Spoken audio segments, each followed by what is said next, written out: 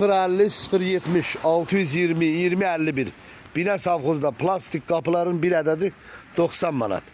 Ve burada demir sef kapılar 150 manata bir adedi. Fortuşkaları 20 manattan başlıyor. Nömreyle alaka saklayın. Bütün rayonlara da çattırılma var, ödenişli. Ve pencere 150'nin 150'ye 150 manata. 140'ın 160'a 130 manata. 140'ın 140'a bir adet pencerenin kıymeti 120 manat.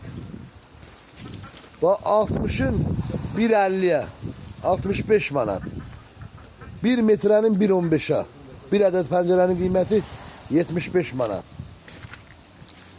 Ve 1.20'nin 1.15'a 90 manata. 80'ın 1.15'a 65 manat. 90'ın 1'e bir adetin kıymeti 65 manat.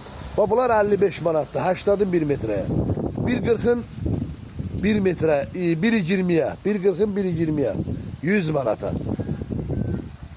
1.80'ın 1.50'ye 170 manat. 1.60'ın 1.50'ye 150 manata. Bir adetin kıymeti.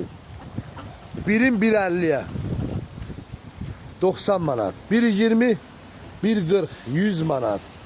1.20 1.50 100 manat. Və belə qoşa qapı var. 120'nin 2.10'a 180 manat. Və bu pəncərəni çox soruşurlar. Bir ədədin qiyməti 85 manat. Bütün rayonlara da çatdırılma var endirimli qiymətlərlə. Pəncərə 1.20 1.60 110 manat. 1.40 1.50 120 manat. Hamısı təzədir, qoşa şüşədir. 1.20 1.50 100 manat. 1.30 1.50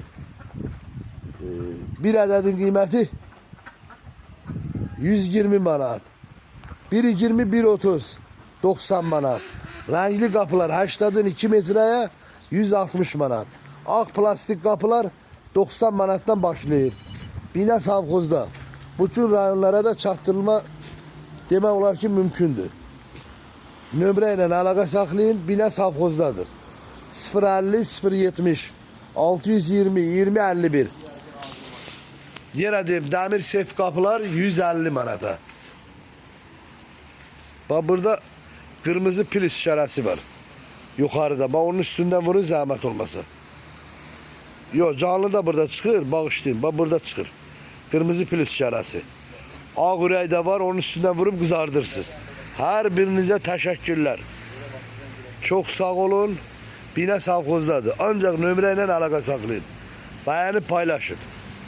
Bizdə pəncərələr hazırdır. Eğer başka ölçüler de varsa kısa müddətli həll olunur. Sağ olun, teşekkürler.